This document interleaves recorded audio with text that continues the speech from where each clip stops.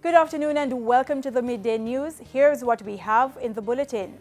Another public sector group is on strike. Blames government for failure in public sector compensation review. And later in sports, Arsenal Academy player starts process to apply for the... I'm Krista Campbell and here are the details. Up first this afternoon, the majority of non-management staff at the National Housing Trust NHT are now off the job. These include administrative and ancillary workers. The employees are upset about what they claim is the Finance Ministry's interference in their negotiations with the National Housing Trust for new wages and other terms and conditions of employment. Our reporter Codian Barrett is on location and in our reports.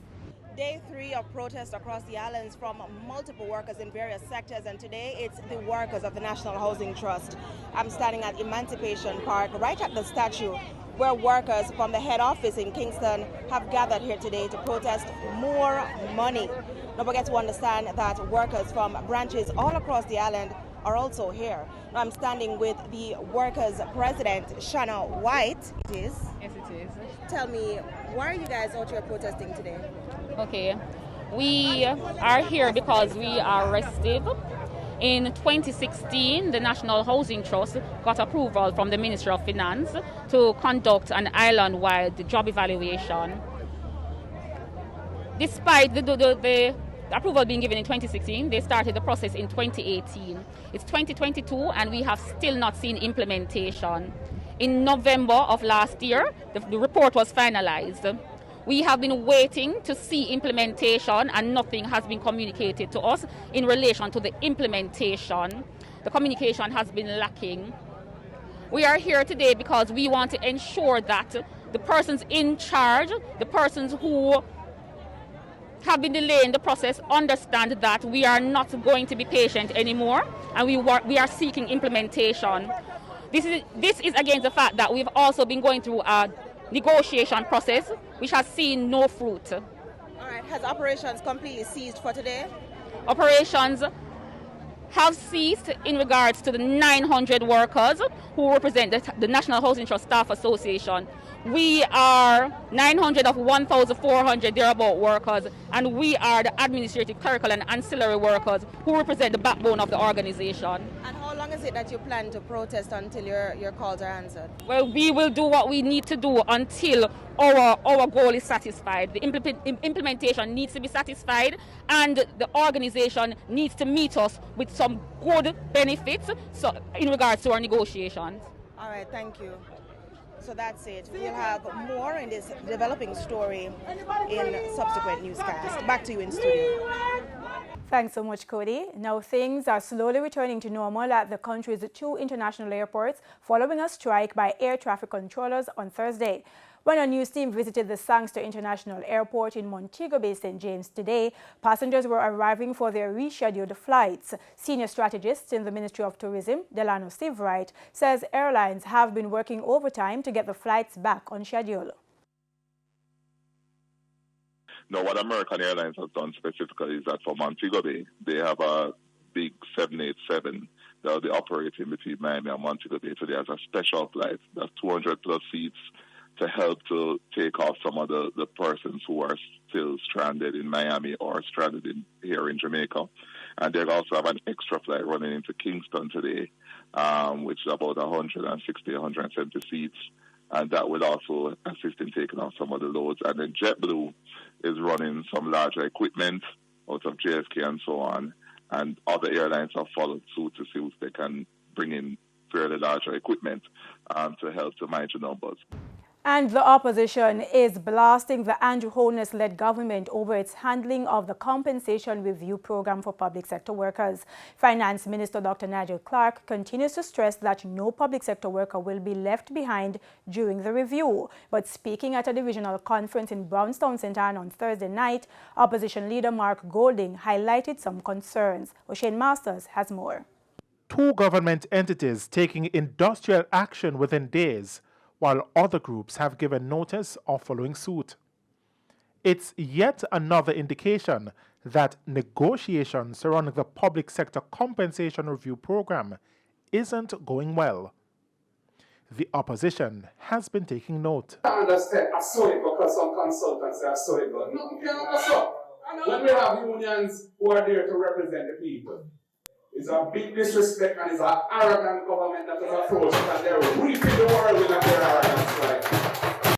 The impact of the strikes this week by National Water Commission employees and air traffic controllers was felt in all sectors. It's also left to be seen how the government will respond to a 72-hour notice issued by the Jamaica Civil Service Association, JCSA. Opposition leader Mark Golding offered this charge to Finance Minister Dr. Nigel Clark. Nigel, come off the high horse and be transparent and enter into proper discussions and negotiations with the representatives of the workers so we can have a successful public sector compensation, transformation, reclassification, and don't put the country to more chaos because you don't know how to deal with people. In the meantime, Minister without portfolio with responsibility for information, Robert Morgan, says steps are being taken at the highest level of government to avert industrial action by public sector workers who are threatening strike action come Monday. No government can ever be prepared for a walk-off of civil servants, which is why, as I said to you before, having a conversation with Dr. Clark, also speaking to the Prime Minister today, this matter is of concern at the highest level, and discussions have already started with the unions, particularly the Civil Service Association, to ensure that this does not happen. He says the government is very concerned about the latest threat of industrial action by the JCSA. O'Shane Masters, TVJ News. Now, the opposition is also urging the government to settle outstanding issues with the police. Anthony Logg has that report. Members of the Police Federation have been restive. This was Chairman Corporal Rohan James recently. All is not well. Time jump, but time no fool. The time has come for the government to put the capital in crime fighting and to stop playing lip service and stop paying scant regard to the men and women, and we are going to put a stop to it once and for all. A few weeks ago, the Federation flatly rejected the offer put forward by the Finance Ministry under the current compensation review.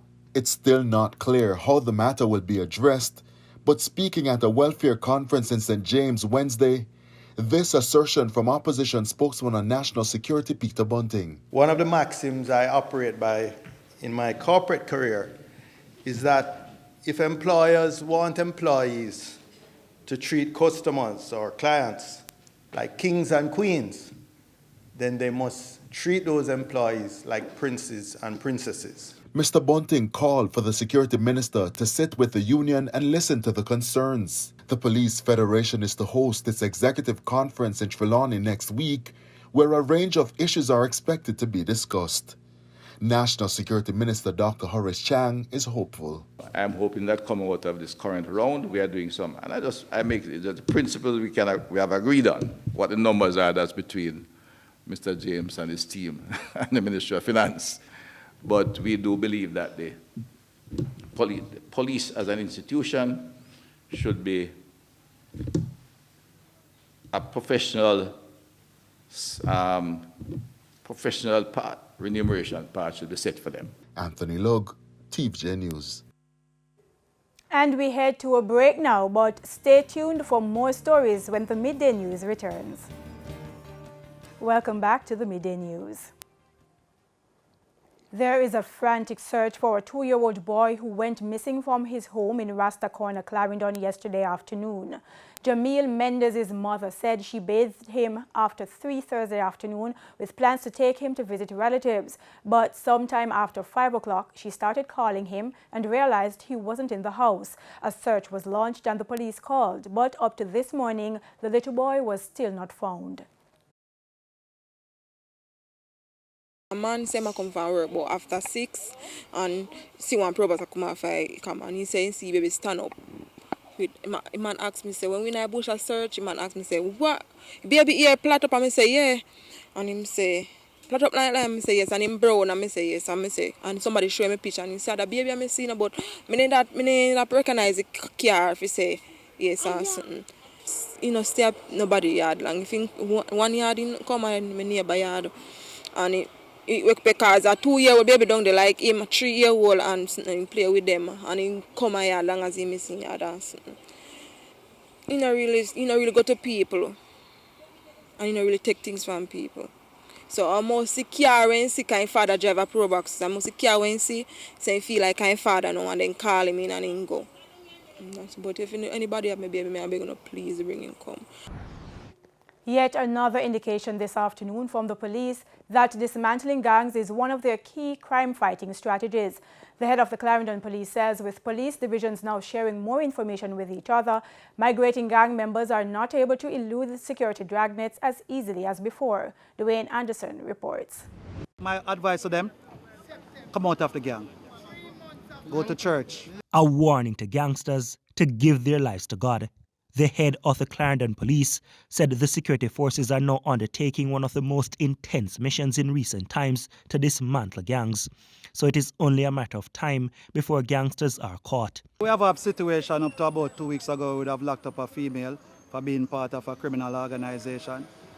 So it is something that it doesn't matter if you're a male or a female, as once you are involved in criminal activities, we will be coming at you. Senior Superintendent of Police Glenford Miller added that the force has adjusted its operations to keep up with the migration of gangsters across police divisions, which means many of the gunmen cannot hide easily in rural areas like in the past. We will continue to do a stop and search. We have already ramp up that on the streets.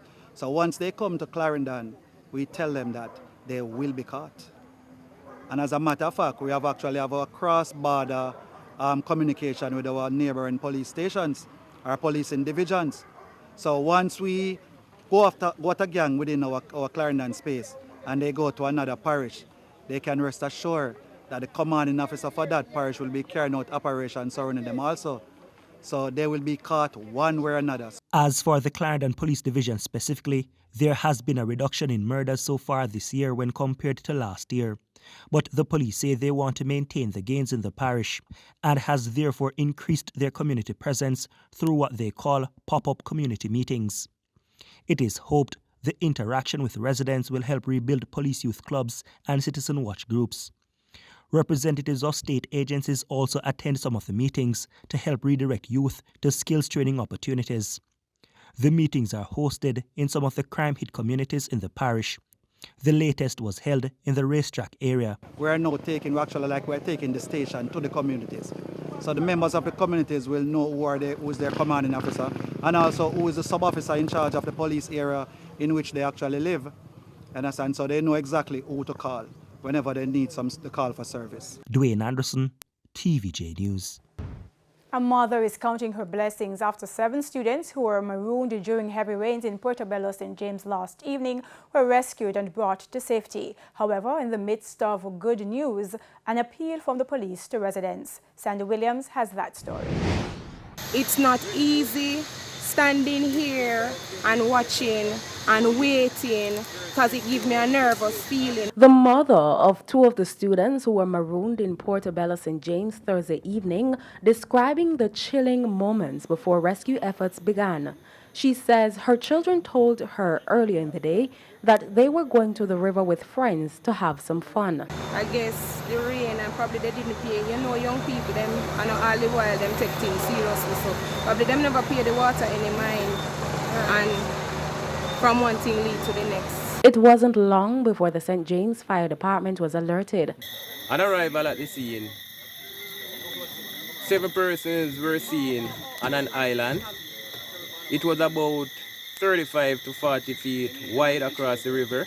The water high, the water was very swift, and so we had to seek assistance from the Jamaica Defense Force.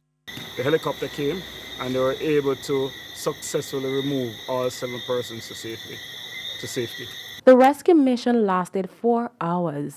If it wasn't for God had intervened in everything and the security forces and come and they do their best to ensure that the kids get to safety.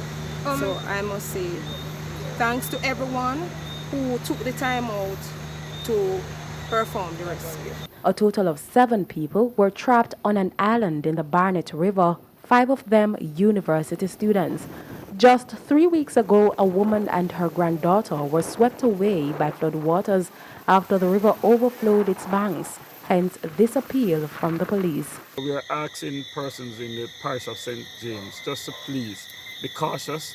We know you want to have fun, but be very careful when you're going out now anywhere in the rivers or as you traverse when you see waters rising, you avoid it. Sandy Williams, TVJ News. And it's now time for the Business Minute with Cody and Barrett. In the world of business, MFS Acquisition Limited, the newly formed company that's taking over SSL Venture Capital Jamaica Limited, SSLVC, has placed an offer on the market for all the outstanding shares.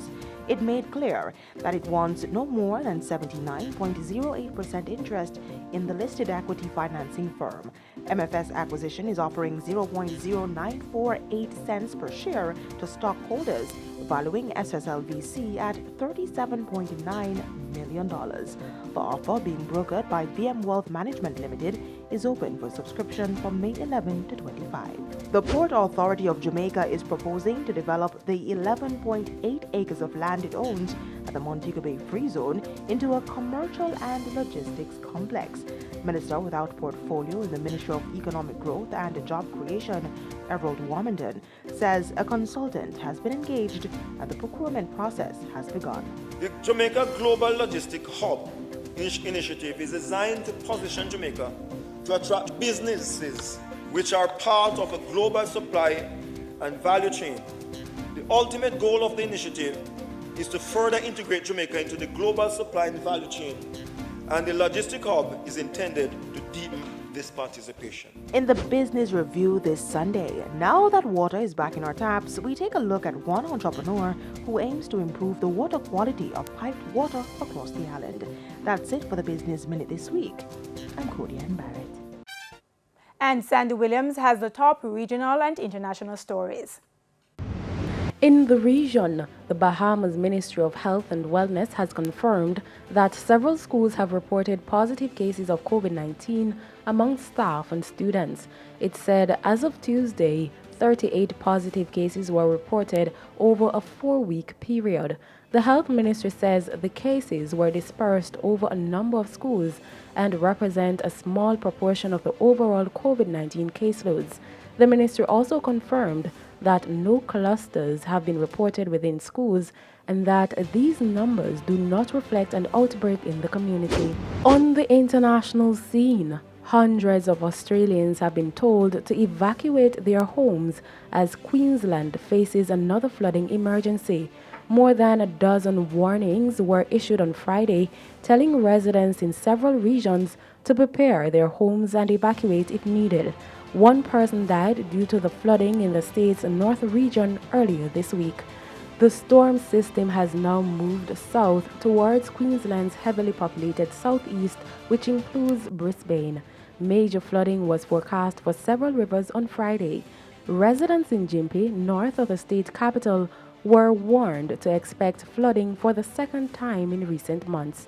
And those were the top regional and international stories. I'm Sandy Williams. Time for another break now. Simon Preston is standing by with your midday sports report when we return. Welcome back. It's now time for Midday Sports. I'm Simon Preston. 2019 World Championship silver medalist Shanika Ricketts has secured victory in the women's triple jump at the first Diamond League meet of the season now underway in Doha, Qatar. Ricketts leapt 14.82 meters to win the event, while compatriot Kimberly Williams ended 7th in 14.28. 2013 World Championship bronze medalist Stephanie McPherson finished 2nd in the women's 400 meters. McPherson produced a season's best 51.69 for 2nd, behind Dominican Marileli Paulinho in 51.20. Another Jamaican in Candice McLeod was 5th in 52.37. Over in the women's shot put, Danielle Thomas-Dodd ended 5th with a best throw of 18.72 meters. In the men's 400-meter hurdles, 2018 Commonwealth Games bronze medalist Jahil Hyde ended 5th in 50.23 seconds. Brazilian Alison dos Santos took the event in 47.24. In the women's 100-meter hurdles, Brittany Anderson ended 2nd with a time of 12.44 seconds. Kendra Harrison took it of the USA in 12.43. Megan Tappa ended 8th in 12.92. At 12:36, Olympic bronze medalist Sharika Jackson will line up in the women's 200 meters alongside Anthony Strawn of the Bahamas and Gabby Thomas of the United States. To football we go now, as mercurial talent coming out of Arsenal's academy, Omari Hutchinson, has started the process to apply for a Jamaican passport. The 18-year-old attacking midfielder qualifies to play for Jamaica through his parents. Hutchinson has tallied 6 goals and 6 assists in 17 appearances this season for Arsenal's under-23 team. Hutchinson is hoping to be available for the under-20 Reggae Boys team in time for the CONCACAF Championship in Honduras next month. Hutchinson has also trained with the first team with Arsenal on a handful of occasions. Reggae Girl striker Tiffany Cameron has been nominated for the Hungarian Women's Premier League Player of the Season award. The 30-year-old has been nominated after tallying 12 goals and 6 assists in 19 appearances this season.